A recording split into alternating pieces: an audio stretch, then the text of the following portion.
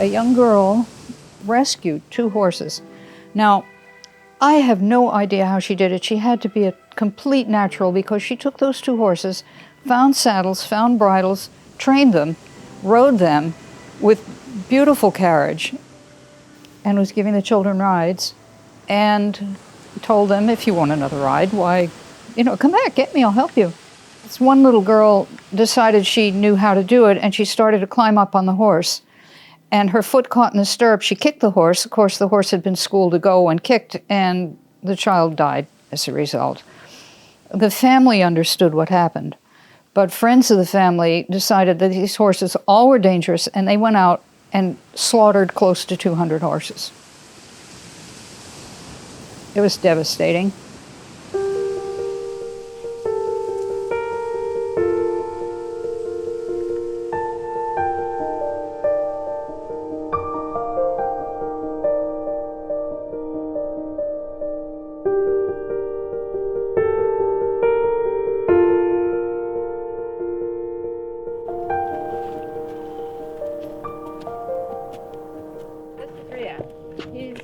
He's my youngest. He's a 10-year-old. He came from a hoarding situation. I said that he was lame. I would work him for 10 minutes and he would go lame. I've never seen him lame, so he's doing pretty good. He's learning really quickly, and he wants to please, and we're teaching him how to walk through water, all sorts of neat stuff. I haven't gotten on him. Bruce has gotten on him once or twice. I take in older horses, usually around their 20s or later, and most of the time they're lame or they have some sort of medical conditions, and these are the horses that people don't want anymore. And they can't take care of themselves. They're domesticated. They're the throwaway ones that people think that because you can't ride them, they're not worth anything. I have a horse who is kind of erratic. You never know whether he's going to be good or bad, or he's just kind of off a little bit. And you can't catch him in the paddock, and nobody has ever been able to catch him in the paddock. So I asked my equine dentist if he knew anybody, because he'd been here for a long time, and he suggested Bruce. And he said that Bruce isn't a normal horse trainer. He's different. I had to think about that for a while, because I was like, I just want to train my horse. I don't want to get into all this therapy stuff or anything like that. He had me come into the paddock, into the field, and the horse came right to me. And I was able to put a halter on him immediately, which I was very impressed about that. I don't know if the horse was like, get me out of here, away from this guy, or what, but I was able to put a halter on him. This is for Tico. Tico is a little Arabian horse. He's actually gotten pretty old. He's about 30, so he can't chew up the stems. So I have to take the leaves off of the stem so he can chew it. I don't know anybody else who does this.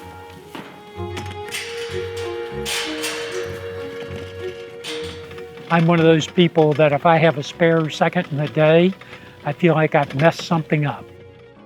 Since we started working with Bruce, I brought in the board of directors and had them work with Bruce, because I see real positive change just in a little bit of work, and I think with a lot of work it can even do better.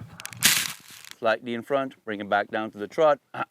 What we're here to do is to help this horse to help itself, to survive in the world we have created. So instead of flee, freeze, fight, how can I help you? Alpha mindset. What is it? I have had enough to see how his concept of working with the animal, doesn't speak our language, yet understands us, understands our emotions, understands our feelings. I honestly didn't realize that they were as almost empathetic as they are. What I'm going to do is go back to the original direction again and ask for a little bit more in that direction and see if I can get him to go around a little longer, because I'm looking for balance on both sides. Again, I'm using movement, direction, rhythm, track to work on the mindset, helping him to choose alpha. Okay, so movement, how close, how far away, how much in front, how much behind. On the rail. Trot, on the rail. One over, on the rail, on the rail. Slightly in front, bring it back down to the trot. Cut across, put a leg, get your direction back, get your direction back. Again, I'm gonna have him turn away from me in this direction. Now turn away. In front, he tells me how much in front, how much pressure. Now the past was guiding him instead of interfering. So instead of flee, freeze, fight, how can I help you? Alpha mindset. I see how my horses have changed mentally and have become stronger mentally. I see how it's helped my husband and that he has a lot of anger issues and he doesn't seem as angry as he used to be and he doesn't blow up anymore. I know for me, I think more about when I'm dealing with people or horses, I think more about how I'm feeling inside and I'm able to pay more attention to my feelings so I don't either overreact about something or underreact about something. So it helps me be able to deal with more pressure. You think, well, how big of a difference is that? But to me, if everybody could do something, you know, even just a little thing like that, it would make a huge difference in the world. He puts us in the round pen with the horse, and then he puts pressure on us.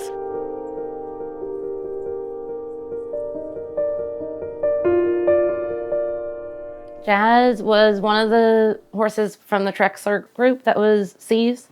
We don't know exactly what happened to her, but she was basically terrified of people. She was uncatchable, untouchable. If you could catch her and you did try to touch her, she would just shiver in fear. I don't know what exactly happened to her because the whole group had different things going on. No, there was neglect and starvation, but I'm not entirely sure if she was one that was starved. Based on how she acted when I first met her, she had no trust in human beings, zero trust in people.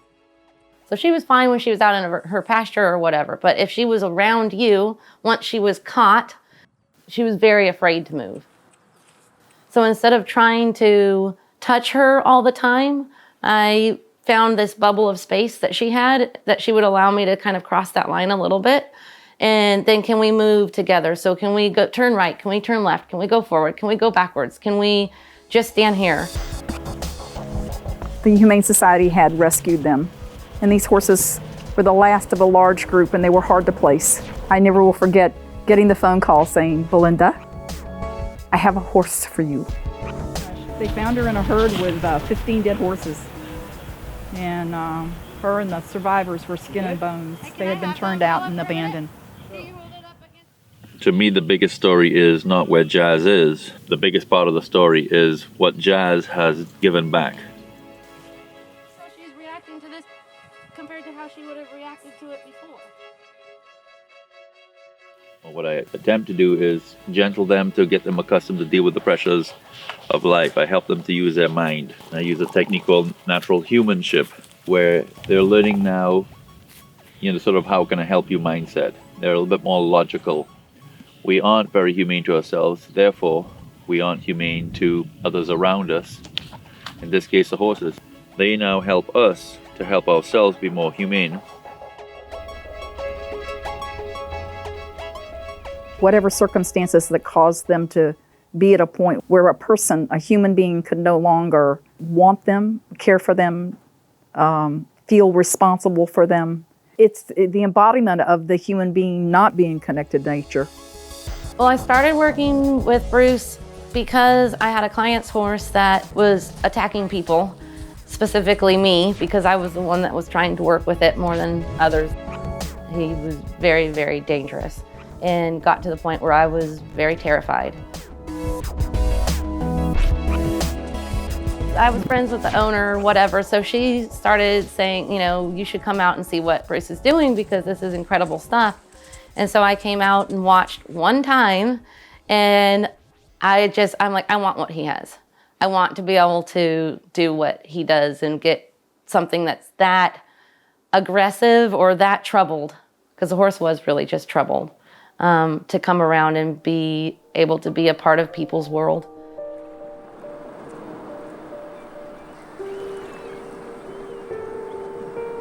We're just disconnected from the world. I think everything we have in our culture has a tendency to push us further and further away with that connection of who we are. Worked with horses my whole life and had never actually been scared of a horse before. So at the farm I ride at, they tell me this guy named Bruce is going to come, and I just thought he was going to help me with this problem horse that I had. But of course, after one session in the round pen, I realized, all right, this is completely about me. And 1 minute I'm asking him to stand still. Now I'm going to ask him to follow me while I crack the whip. And it's not the cracking of the whip, but the pressure created by the cracking of the whip. And my body, my reins.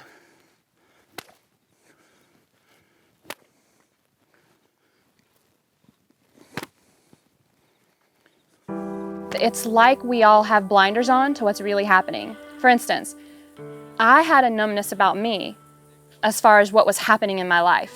I wasn't really aware of listening to my own inner signals. I was ignoring them. So I was numb to how bad the situation that I was in really was, okay? And I think that you can look at that on a much larger scale and say that we are all somewhat numb. We see it on the news, we see the ice caps melting, we see the bees are dying, pollution. We kind of have blinders on because we're still able to get up every day and make our coffee and go to work and everything seems fine. We're not feeling any personal pain from it. So it's easy to continue on. You're sort of aware, but it's at a distance. I mean, there is global warming, people don't recycle, it's a throwaway society, and it burdens my heart to the point that, sometimes it's hard for me to sleep. The thing that gets me through is I have to be true to myself and live with myself, so I do my part. If we teach others the importance of the world and nature and how to live with that and the peace that you gain from that and the things that you learn in working with the horse and the animals, then maybe they can learn to be true to themselves. What this work is basically all about is finding the balance between the two worlds. People's world, the world we have created, and nature's world, the world we're created for.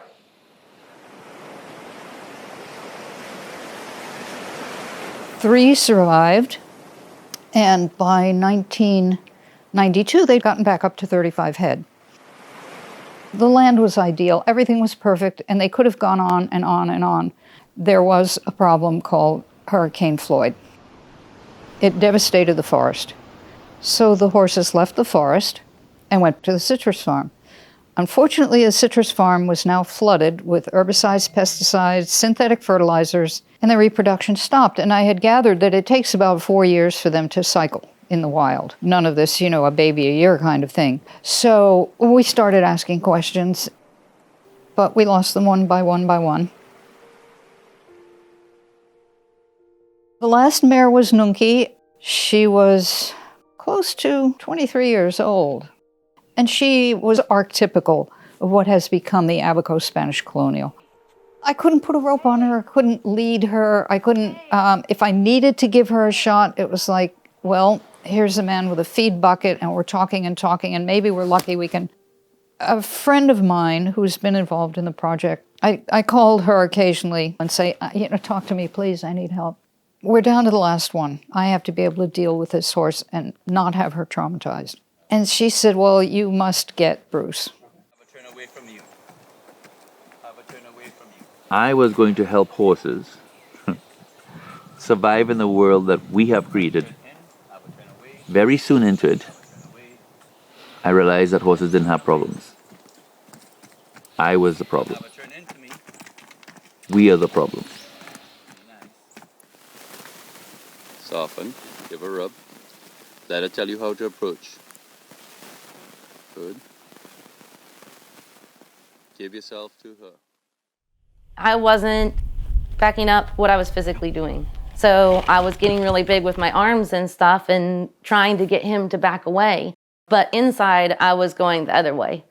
And I feel like he knew that he could basically push me around. Just even leading the horse or being near the horse was full-on panic attacks, which then reminded me of my past and brought up a whole side of me that I didn't think was in there still and that I had to confront. We live what we learn. Whatever our parents or families teach us, whether it's good or bad. is what's normal for us. We get messages about who we are, okay? And so we feel a certain way at 10 or 11 or 12. We learn how to handle anger, conflict, time management, how to get along with others, all of that from our family of origin. We have peers at school and we have other people that mean something to us, but the family is the basic thing. My father was so busy and trying to run the estate here that we didn't see him much. Bruce fell off of the second floor when he was 2. He had, I guess, what you would call dyslexia. So Mummy tried to protect him and took him to special teachers and so, whereas on the other side, Auntie Eve, who ran the estate for several years herself, started putting pressure on Bruce. You're not the firstborn, but you're the only son. This is your responsibility. You now have to run this estate.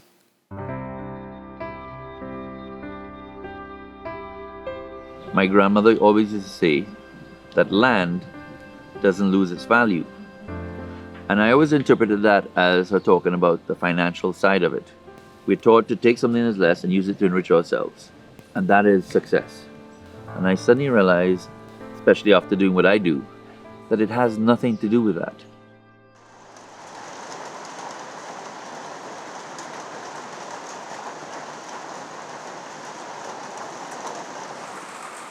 When Luke started, he was extremely hyperactive. He ran everywhere. He giggled and screamed in a high-pitched voice. He was nonverbal. He had no language and basically wouldn't sit still for more than 1 second. He was very challenging case. Fast forward to a year later, and Luke's progress has been nothing short of remarkable. He now has a vocabulary of over 30 words that he uses to communicate with me and his parents. His hyperactivity has diminished considerably. He can now attend and focus to the tasks that we ask him. He does everything that I ask him to now, and even says bye-bye when he leaves, which to someone with kids, that may not be a big deal, but to someone with autism, and especially a nonverbal autistic child, to wait 7 years to hear your child say bye-bye is a huge deal. Good job. Sit up. Go. Go. Let's go. Hold on. Hey, come on.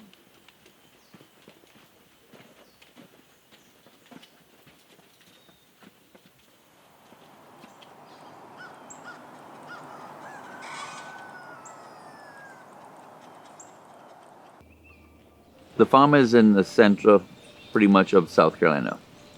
There was just an automatic draw.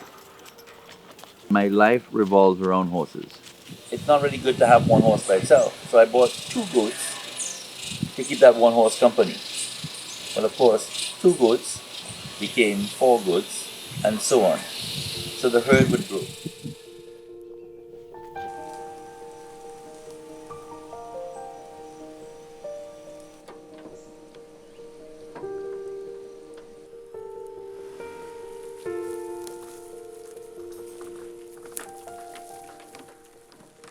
Animals naturally have the ability to communicate, but as humans, sometimes we just don't understand what they're saying or why they're saying it. And in plain theory, animals talk to us. We just have to see and know what to look for. And let me know when you have found it. Why are you getting frustrated? Why do you feel stupid? Are you feeling stupid, or is the moment reminding you of the past? How could you possibly beat yourself up when you've never done this before? Right. But you have done this before. Because what you have done here is pressure. The pressure created by this is reminding you of the past. the pressure of the moment is reminding you of the past is interfering with the moment. You understand? That's why I say work on proficiency, not perfection. With proficiency, you don't get it right, it's an opportunity. The more opportunities you have, the more proficient you become. With proficiency, you have room for growth. With perfection, you reach the end. There's no more room to grow. Point being is, what makes you think that you're finished growing? Back there, what physically happened is not your problem. It's the pressure created by that, which every day you're reliving without realizing it and wondering why I'm having such a hard time.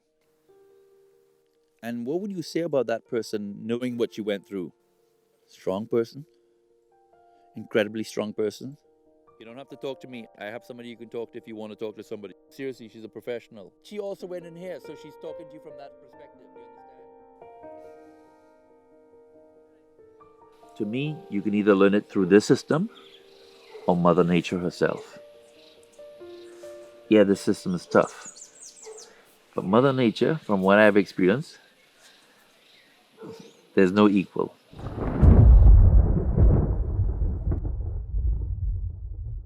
My background has been mostly working in the nuclear industry. I have spent most of my life taking highly complex issues and making them simple. Probably the most complex issue that I never faced was me. Because of the world that we have created, of the way in which we are programmed to survive in this world that we have created, that there are pieces missing. The mental tools, problem solving, timing, listening, discipline, work ethic, trust. All of these values that we don't foster today. What this work does now helps you to get in touch with the unseen, and in so doing, finding the person that you were meant to be. For me, it's been a more evolving process. One of the big things that I've carried with me is he talks about negative and positive poles. And I have found that to be absolutely spot on as far as gauging what direction to go in with anything in life. Or I was getting negativity every time I was trying to go the wrong way. And then when I finally hit on the right ways, boom. It's interesting to hear from you. I'm so glad that I've learned what he did 20 years ago to apply it now. It's been a really good relationship. And there they are, DNA-approved Spanish colonial, just Roman noses. We have tissue now, and we're going to try cloning. Because we lost the last one in July. We're into dominance, not into being curators.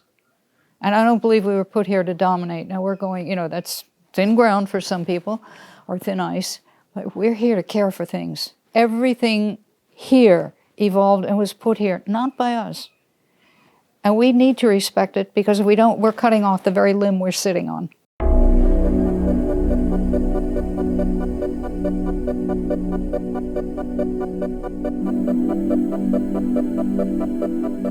In my day job, I sit in front of a computer all day in a little office with no windows, a 7-story building with no windows, nonetheless. And so my life at work is very sort of high tech. And so when I come home, I don't want a whole lot of high tech. So the bees are something that it's kind of like really low tech. Bees are something that people have been doing for hundreds of years. You don't need a lot of fancy technology. You need something that can make smoke, and you need a box to put them in. Okay. They give off pheromones. So it's kind of late in the season, so they're putting in stores for the winter, but there's not a lot of flowers around. Of course, in the news, there's a lot of stuff about the colony collapse disorder and bees dying. In some years, it's been like 30% of the bee colonies. Something is causing that.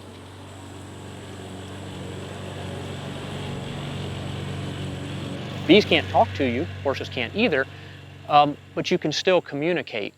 Bees are telling us stuff about what's going on in the world, and if we pay attention and we listen, maybe we'll learn something. With Bruce, it's very much a relationship. The horse and the person are in a relationship. There's communication between the horse and the person. Back to front. Yeah? Oh, okay.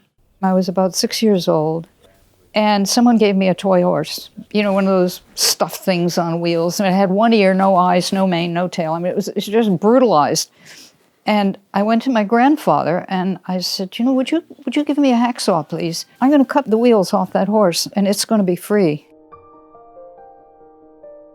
I think the thing about using the horse, again, is that you can lie on a couch forever and spout about your past and find all sorts of fascinating links. You're doing this dance around yourself, around your ego, but when the horse is confronting you or you're confronting the horse, there's a reality that we don't often get to deal with in our daily lives anymore. They're too far removed.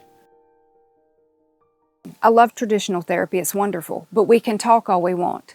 If you're there for some issues to solve, then you have to work. You have to do the work. I can't do it for you. Problem solving. When you get in the round pen, You get to see what you're doing. If you have anger, the horse stays away from you. You know, unconscious material comes up. And as you continue the work, then you get to practice. And the horse is a perfect mirror. You can do more with a session with the horses in the round pen with Bruce than you can do in a month worth of traditional therapy. So this round pen is not a round pen, but it's a moment in time. And to me, this is not a horse, but infinite possibilities. This is a metaphor of your significant other, your co-workers, life and death, nature. Through the horse, we're going to get in touch with our humanity. So in helping the horse, because he's a pre-animal, he's going to react immediately to my actions, letting me know what habits are beneficial or not. I had some yearlings at the time, so I said, you can take these and teach them. They need to be broken and stuff like that. So he did them all his way, which is not exactly the traditional way of breaking young horses. It's a much nicer, less hurried way of doing things. And once I saw the way that he did that, I'm like, I'm never going back to the old ways.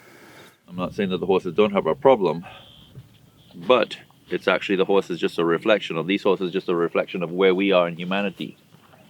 We aren't very humane to ourselves, therefore we aren't humane to others around us. They're helping me get back in touch with my humanity, my mental tools as I call it.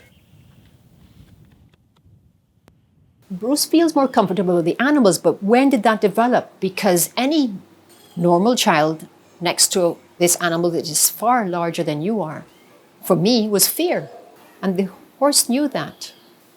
At some stage, Bruce was able to overcome that fear, and he had a connection with the horse. The horse showed him something, whether it threw him so many times. And he says, well, you know, I couldn't handle the words, but I can handle the horse. And he had to find a way of mastering that connection with the horse. For him, it was probably easier to deal with that animal than human beings. The human beings who he felt were all messed up, that were cruel. I was unaware that I was leading the horse in the wrong direction. I really was completely unaware, like I think a lot of people are. I thought I was fine. I know about horses. I've trained horses. I've ridden horses. I'm like, I know what I'm doing. Something is wrong with this horse, you know? Or maybe I just need to be doing different things to correct the horse's behavior. And from the first round pen session, I realized that I was completely out of balance. And it was making the horse out of balance as well. A horse that was already out of balance by himself was being made worse by me. And so the entire situation was becoming incredibly dangerous. Now I'm able to see it for what it is and be able to use my tools to balance myself out and work through it. So it feels great. I mean, I feel like I have my whole life in front of me and I get to just be true to myself because I have these tools now. You are not seeing yourself. Working with him today for the first time was an experience that I will never forget. It's so hard to explain. He brought out something inside of me that I've kept in for 35 years. But having that presence of that 1,200-pound animal that could kill me in a heartbeat, you learn to just trust and open up your heart, and horses are perfect for that. They don't talk back. You have to listen to the horse tell you how to make it move because you're small and he's big and you can't make him do it. So that is an interesting thing about the horse. But at the same time, they're prey animals and so they're sensitive. So it's if you work them the right way, it's very easy to watch their body language, look at the things they're listening to and seeing, look at the things, they'll react to a fly landing on their skin, right? But yet you couldn't physically shove a horse out of the way if you wanted to. So they have both happening at the same time, which I think, personally, I think helps make them a very good mirror for humans to work with.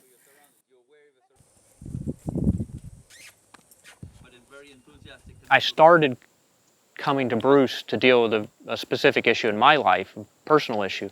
The interesting thing was, as I worked with Bruce more, I realized that it was applicable to much more of my life than what I anticipated.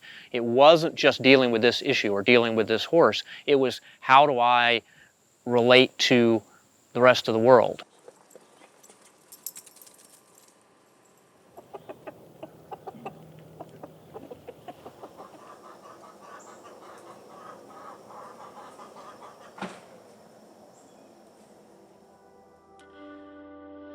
You know, it's kind of hard to put a finger on exactly what it is that creates this amazing transformation in these children. But definitely, it is the presence of the horse.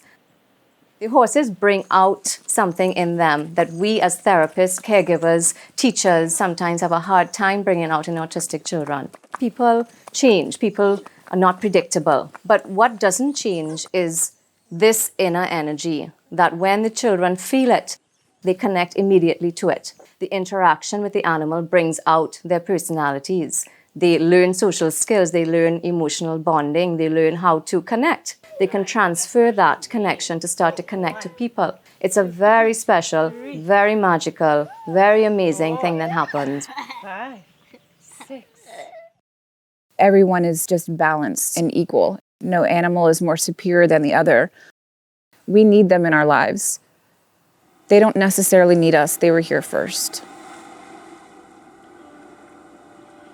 Horses teach humans how to be at peace in nature. That is their natural state of being. And we as caregivers of these horses have to provide that environment for them, because that deep connection that humans have with the environment is what makes us human. I'm very passionate about environmental awareness and educating people about why we must preserve this amazing forest and why it is so special. And I think with education, we will be able to live in beautiful, symbiotic harmony. Heart disease, cancer, diabetes is not our biggest ailment. It's mental unbalance created by domestication, which creates stress. You know, we never know what other people go through in life. If I were to look at Bruce's path, and I had to choose dealing with his peers or the animals, he would choose the animals also. He dealt with the horses on a different level, and he earned respect, and he was able to display to the people who used to tease him and belittle him, I can do this and you can't.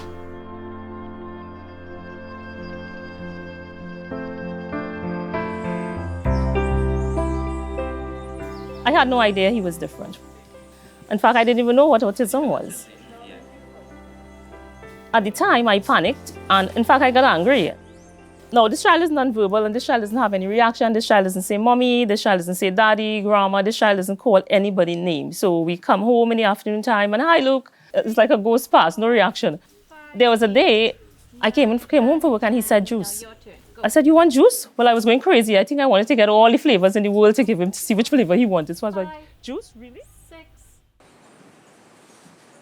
From then on, we realized that he started saying bye-bye or hi. And I'm now swallowing this and accepting this because it's real. I'm not dealing with the pressure effectively because, I didn't even know how to. I didn't even realize I'm that stressed. Well, after I started seeing how relaxed Luke was, I always say to myself, well, maybe I need this type of therapy myself too. We could have contributed to it in a way too, because, how good are we? We are so pressured and we are so stressed out. I feel like I've been beating myself up all my life, to be honest. Not just with Luke, but even from childhood to now. Stepping back for a moment and listening to picture this horse being Luke. See that child, see your son in that animal is when I actually started seeing now the effects of the horses. It really did break my heart. I'm sorry. You could have done from here. But then what you have to do is, there's my center.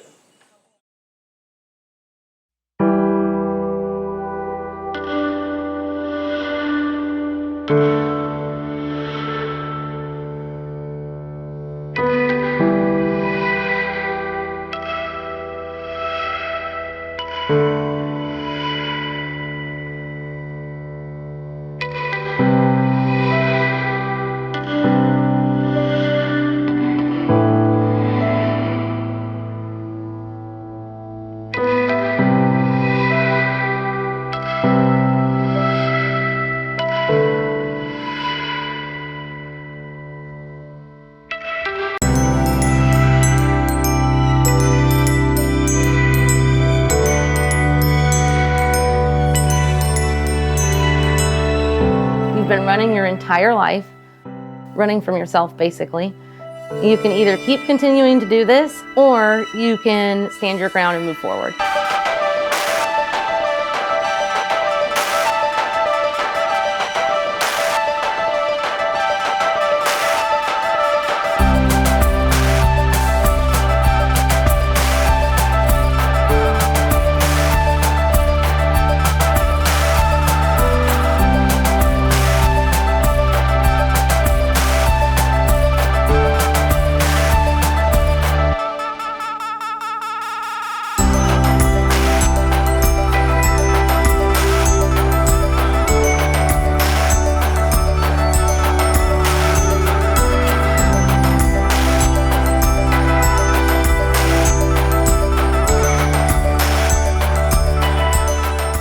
We're ruining our environment with the things we're doing. And you lose the environment, you're going to lose everything.